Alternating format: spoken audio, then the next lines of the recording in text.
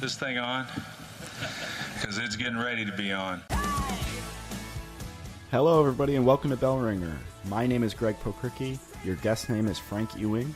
He is the CEO of AML RightSource, who recently expanded to Buffalo, creating 100 jobs, and they're already at 52, I found out during the recording. They're an amazing company.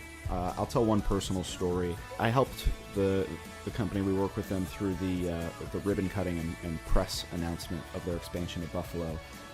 At some point, I mentioned that I was a Yankees fan, and on opening day of the MLB season, I had an Amazon package, and it was the history of the Yankees, a cool hardcover black and white book.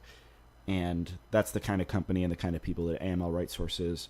Buffalo is lucky to have them, and I was lucky to have Frank on the podcast. All right, so thank you very much for coming in, and thank you so much for your time. Yeah, pleasure to be here. Thanks for having me. So to kick us off, tell everyone a bit about AML RightSource, who you guys are. Sure. AML RightSource, we are the country's leading provider of anti-money laundering and financial crime co-sourcing and outsourcing solutions. What does that actually mean? Right. What it means is that we have, right now, roughly 700 full-time employees that work on behalf of financial institutions and non-bank financial institutions to identify, monitor, and report potentially suspicious transactions pursuant to the Bank Secrecy Act, OFAC regulations, and a whole host of other laws and regs that are related to financial crime. How much has this industry expanded, and do you think there was one inflection point that made this such a priority for people? Sure. It's funny you asked that, right? This company, I was actually the first employee of this company back in, I don't know, let's call it 2004. And at the time, the really, really large, mega international financial institutions in a post-USA Patriot Act world, in a post-9/11 world, really, were really deputized to start, looking for potential, irregular, illicit, suspicious activity, right? And in 2004, when the idea for this company came about, we said, well, hey, if the really large financial institutions are going to struggle with doing this work and finding the folks to do this work, how is the First Community Bank of Hastings, Nebraska going to figure it out? Right. I don't actually think that's a real bank, by the way. So, just in case they're listening. So, that was the idea. And it's funny about how the world changes a little bit, right? I mean, in 2004, the pain really wasn't being felt by small community banks, nor was it really being felt by mid-sized banks. There really wasn't any such thing as payments companies and fintechs. Money services businesses, were just kind of, what are they and what do they do, right? And so, the industry, I don't want to say it wasn't ready yet, but the regulatory scrutiny and pain really hadn't come that far downstream. And then at the same time, and again, it's funny how we think about data. We do all of our work from our 4 and soon to be 5 secure locations, right? And so, we have the state of the art in terms of information security and technology. Folks have to work on site; they can't work from home. We go through a pretty rigorous SOC 2 audit every year, double and triple physical and logical controls, cameras, everything you can think about. But we do the work off-site, right? And it saves our clients money. But if, back in 2004, banks didn't even let people work from home. And now, for the largest financial institutions, more people work from home than I think they actually work inside in the office every day. So, right. From a conceptual standpoint, we kind of puttered along a little bit as the industry was starting to figure out how to deal with these new laws, regs, and then how to understand the data and the transactions that actually come along with that and the information security. So, in the early days, that's kind of what was going on. Fast forward, 4 or 5 years, and AML had really become a pretty robust and growing industry. And it is, again, until you get into 2007, 2008 financial crisis. Right. And it's not to say that the regulators weren't paying attention to financial crime. That's not the case. But certainly things like safety and soundness, e.g., does the bank have enough Tier 1 capital to actually cover its debts and keep its doors open, was really the story of the day. And ultimately, it took a couple of years for the financial sector and system to right itself. Interestingly, during that time, you had the emergence of companies like PayPal and others, where the way we transaction, the proliferation of online banking and online activity, things like third-party payment processors, the proliferation of money services businesses, and new regulation, well, actually kind of a crystallization of regulation related to money services businesses, fintech companies, all sorts of things happened. And really what you saw is once the financial system had recovered and these new entrants kind of emerged in ways that we started to transact differently. Around 2011, 2012, financial crime regulation really went into overdrive. And a lot of the banks who were hyper-focused on safety and soundness and other things, and the Dodd-Frank regulations that came out as well, maybe didn't have as close of an eye, let's say all, but most, didn't have as close of an eye on their financial crime, anti-money laundering shops. And so it created a real tailwind for our company. And I jumped around a little bit. After spending a few years with RightSource, I worked for KPMG in New York City, doing a lot of this work for large global and national banks. And then practiced law for a little bit, and came back to this company as an owner in 2013 or so, I think, and it was really off to the races. We had about, I don't know, I'll call it 30 or 40 FTE, and probably within 36 months we were north of 300, and so we knew we really had a great business opportunity and a great business plan, and the rest is history, so to speak. Right. It's so interesting kind of seeing the company's history line up with these huge things in American history, with 9/11 and then the financial crisis, and now today with the proliferation of tech companies, and to see your growth kind of match with those huge landmark things. I think for people that aren't even in the industry that might be listening, that's those are recognizable things that they can attach themselves to and understand your company through that lens. Sure. I mean, the world changes, and in business, you're either gonna evolve and serve a changing ecosystem, or you're going to die. Right. And so we choose the former. And so the other good thing I'll say is we worked with, I think in 2018 we worked with close to 65, 70 different clients. And these are large, mega financial institutions, with global reach and presence, to smaller community banks.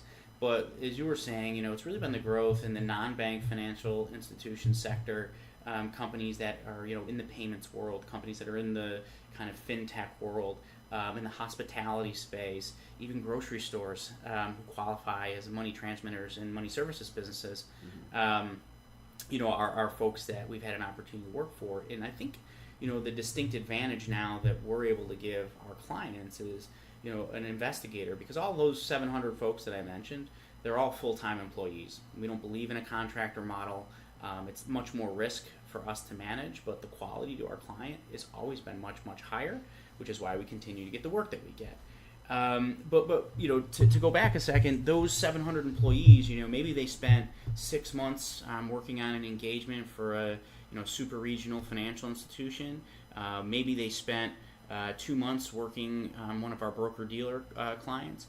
Maybe they spent a year and a half working for one of our crypto clients. And so they really get to see a 360-degree view of the entire ecosystem of financial crime and the participants in it, right? Right. So it's pretty cool. We're able to offer our clients, and even if you haven't had an opportunity for one of our employees to work on all those various types of clients, it's allowed us to inform our training program to make sure that we understand.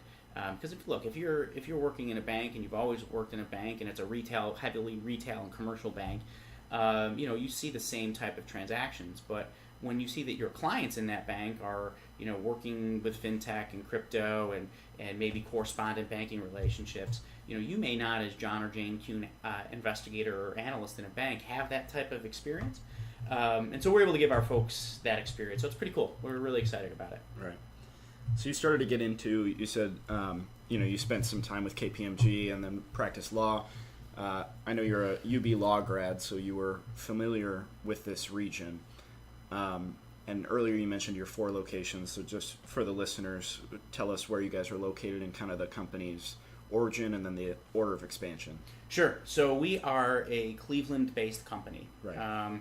We have an office in Cleveland, Ohio, an office about 35 minutes southeast of Cleveland in Hudson, Ohio.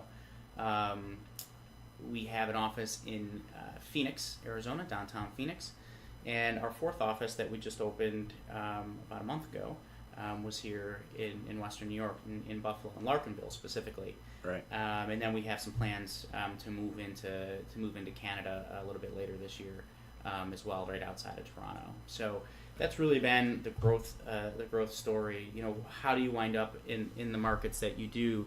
We have a model, and we're looking for really smart, the access to really smart, highly educated, low-cost talent, right? Yeah. In cities that love new and growing businesses, and are who are receptive to companies like ours that are looking to grow.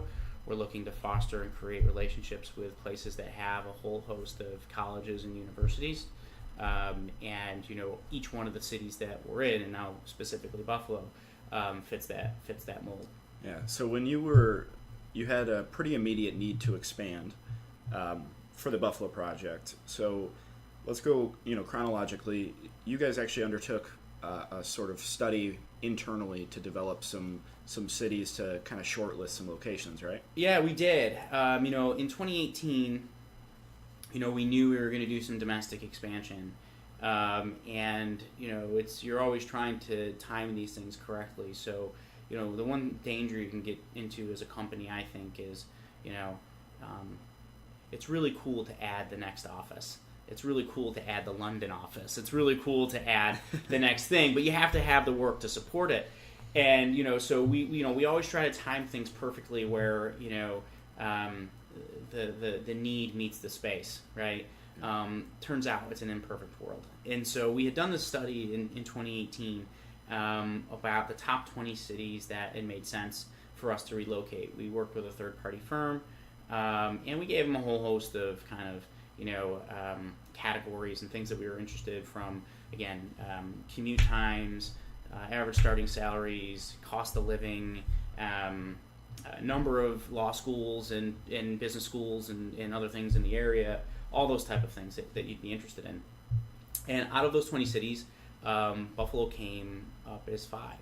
And so we knew that it was pretty close on the list. And I'll tell you that the difference between 1, and I won't tell you who the top 4 were, because I don't want to disparage or say anything about that, but the difference between 1 and 5 was negligible. Right. And so I have a pretty long history with Buffalo. My first job out of undergrad was I moved to Buffalo.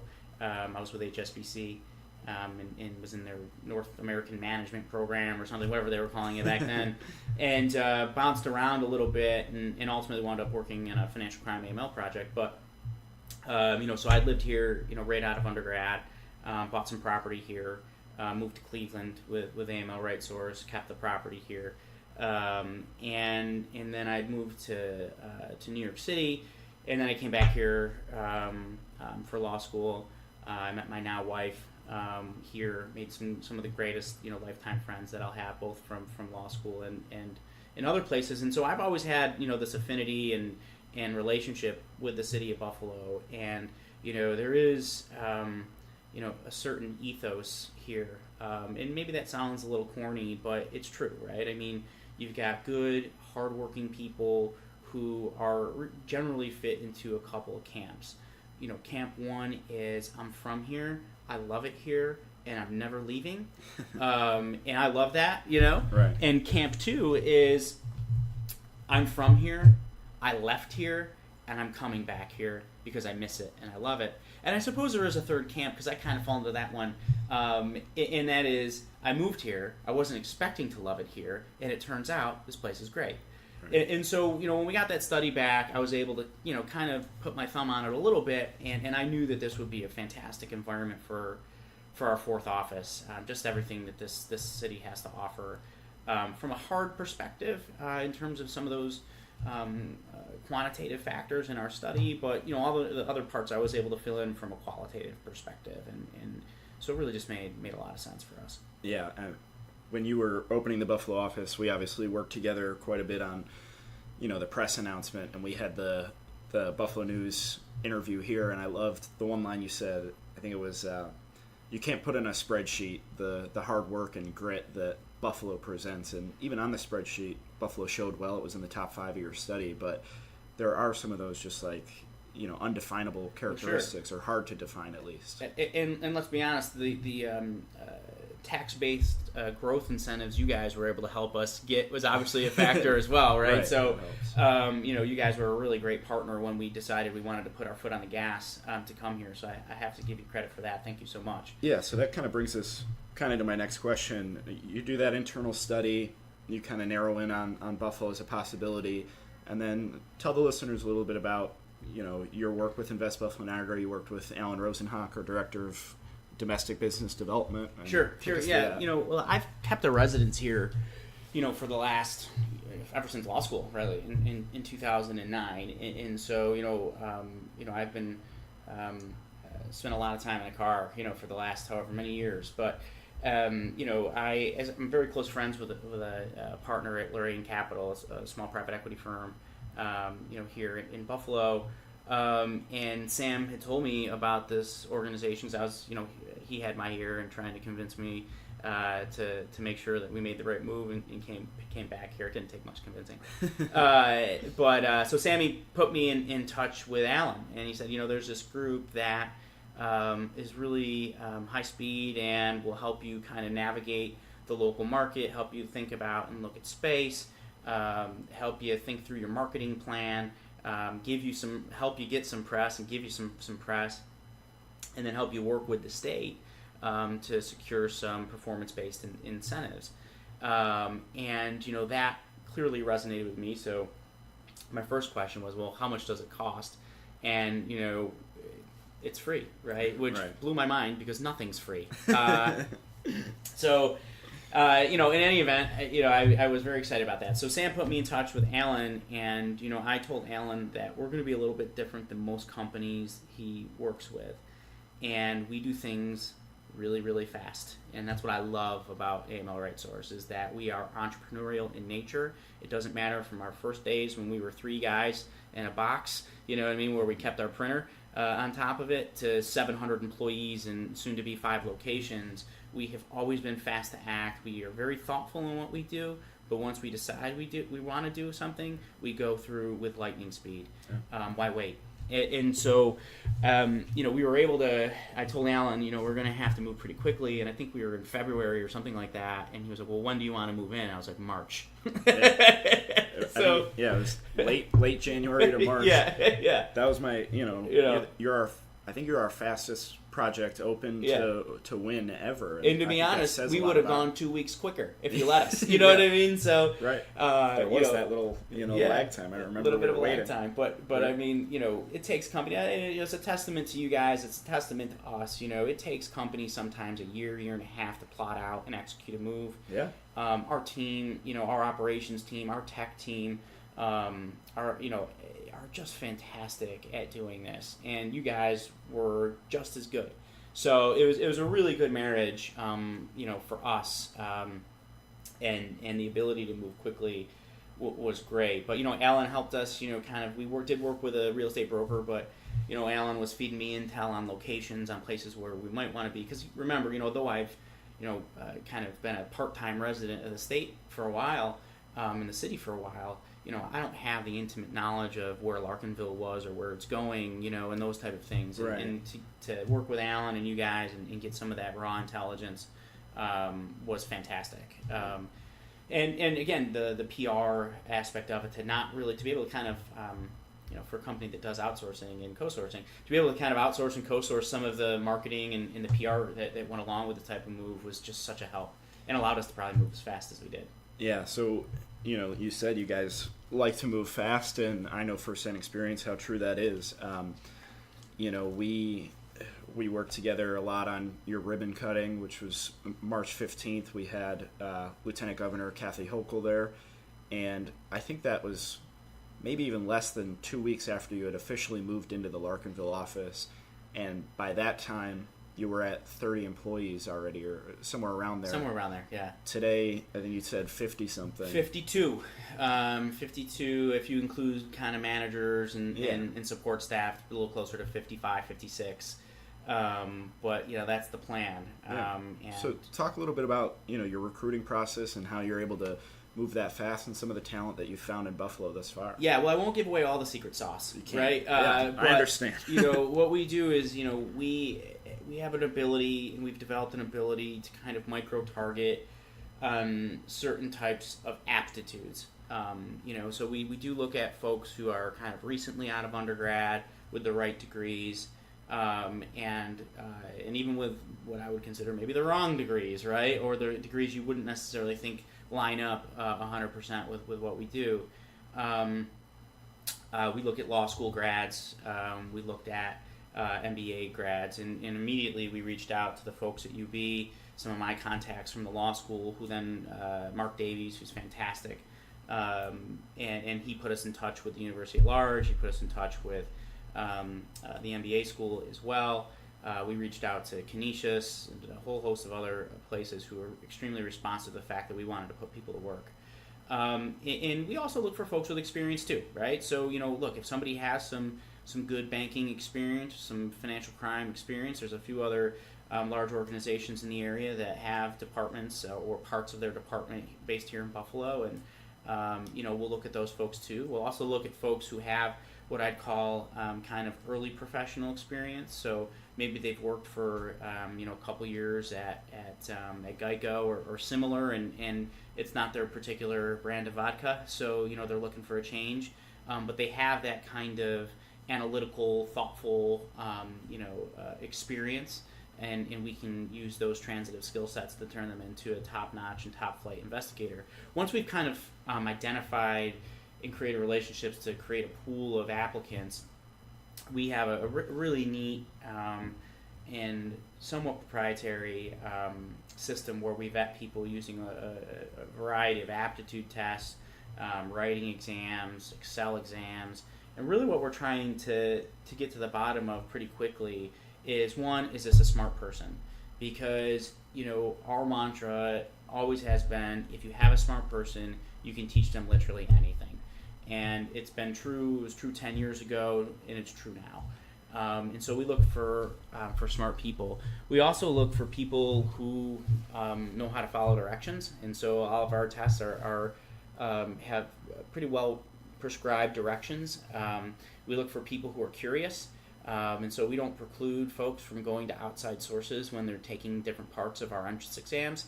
And is the person curious enough to go do it?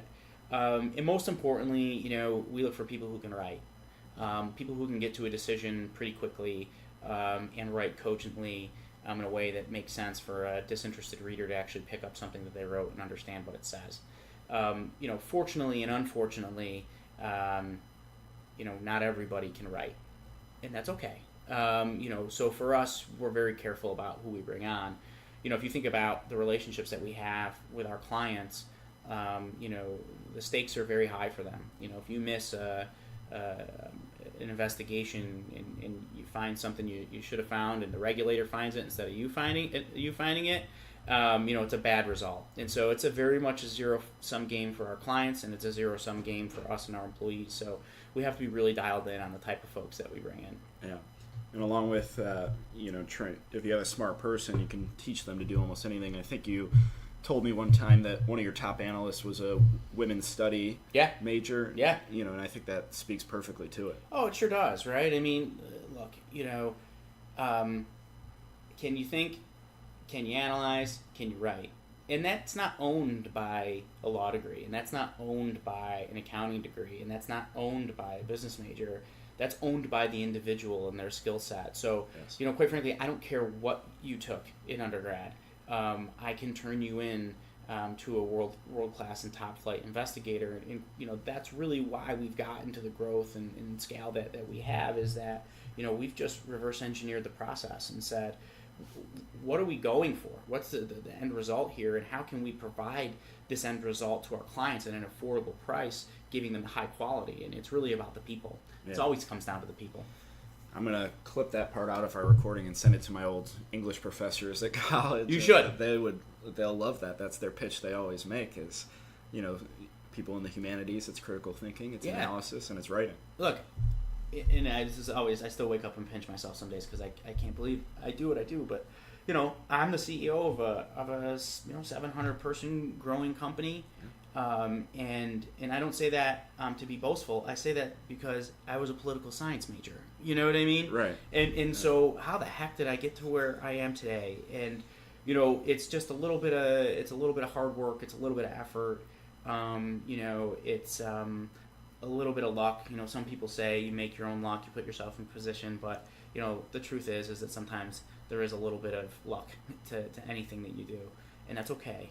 And what I would say to any one who's looking for a career or listening is if I had any career advice, it'd be to not listen to what anybody gives you for career advice. Follow what you want to follow, and most importantly, take calculated risks. I used to play this game, and I still do play this game when I'm trying to make a big decision. It's just, what's the worst that's going to happen? Yeah. Really, what's the worst that's going to happen? And sometimes it's things you don't want to happen, but even that negative occurrence, isn't going to put you on the street. So you have to take calculated risks, and you have to take. If you don't take those risks, you're never going to be able to leapfrog, I think, in your career. So, you can go on LinkedIn and just get lost in all the terrible career advice that people give, and the good career advice that people give too. But you've got to follow what it says in here and in here, right? That's always going to carry the day, I think. Yeah.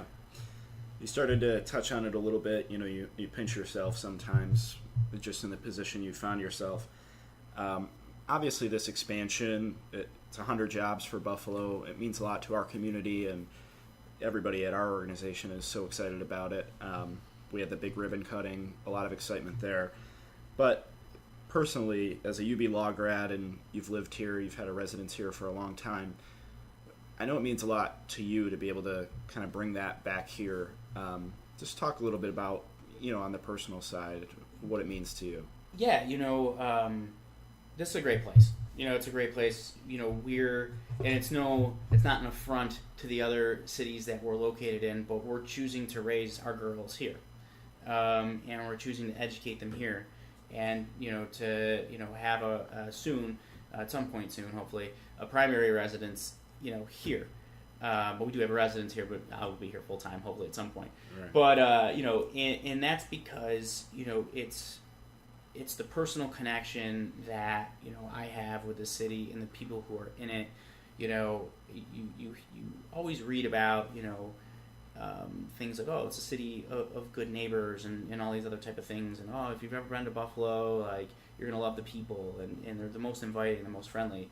And it turns out sometimes with reputations, they're earned and they're true. And reputation isn't necessarily a negative connotation. This is a great place, and so for me, it's extra special. To be in a place where I've met my wife, where we've had our two girls, and that they'll know that we were committed to this place, that they should be committed to this place, and that I can tell them that I took part in what I believe, what I see as a real renaissance and revival in the city, and that in a small part, but meaningful to us, we participated in that. And I'll tell you that it doesn't matter whether we're in downtown Phoenix or downtown Cleveland or downtown Buffalo. There is no greater feeling as an entrepreneur, as an owner of a business, than creating a job, any job. Nothing feels better than that. And it's also a very solemn, serious promise that you're making to an area, to a community, and to those employees, because it's not just them. Typically it's them and a partner, or them and a child, or a couple children, or a family member. And so when you think about the number of lives just one job impacts, and then to do that 52 times here so far in 2 months, it really strikes a chord and makes you pause and think about the actions that you take as a senior executive, as a chief executive of a company every day. And so, everything I do all day long, while it may not on its face seem tailored towards, thinking about that, is always thinking about that as, how is this going to affect the team, how this is going to affect those jobs, and how can we not stop here and create more opportunities, not just for more people, but for more communities as well. Right. Well, it's an amazing project, and we're so happy to have you here, and thank you very much for coming on the podcast. I just have a few more quick Blizzard round questions. It's my first pod, by the way. Oh, really? It's my first pod. You're a natural. Thank you. I would not have thought that. So Blizzard round, couple quick questions. Sure. Our first one is a fan question from Cam Smith, who's a recent fan of the pod and has not a fan of us, a fan of the pod. I was gonna say we have fans already. Yeah, that's You're great. about to have some fans. But Cam emailed me and said you should ask your next guest what is your favorite place for chicken wings. Oh, 911 Tavern, South Buffalo. It's not even close. Sorry. That's weird because I know that's Alan's favorite as well. and to all the listeners and potential haters of what I just said, go try them. I mean, it is legitimately mind blowing. All right, I've never actually been there. So well, you're doing yourself a disservice. All right, check it out, Cam. It's for real.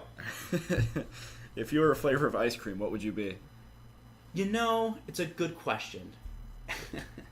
Wow. I'd say vanilla, and let me tell you why. It's on its face, it's kind of boring, but still tasty. You can just add virtually anything to it. So, I would choose vanilla. Ultimate consistency. Consistency, there over time, and it's a base for anything you want to build off of. Okay, I like that. Book or TV show that you'd recommend? I'm super into Game of Thrones. Me too. And probably everybody else. I just can't. I really, really can't get. We're gonna get enough of Thrones. Talk about that for a half hour off mic. Text or phone call? Text. Bills or Sabres? Bills. Hiking or skiing? Hiking. I can't ski. And last question: chicken wings, drumstick or flat? Oh, you got to go flat. And if anybody actually wants to pay to see this, I can do it. I can take a flat.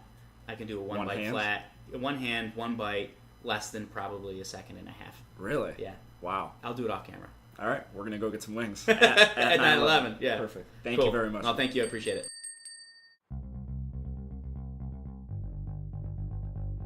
Bell Ringer is a podcast by Invest Buffalo Niagara, the region's privately funded, nonprofit marketing and economic development organization. Please rate this podcast, follow our social media channels, and read our blog at buffaloniagara.org for the best of Buffalo Niagara. Come grow your business with us.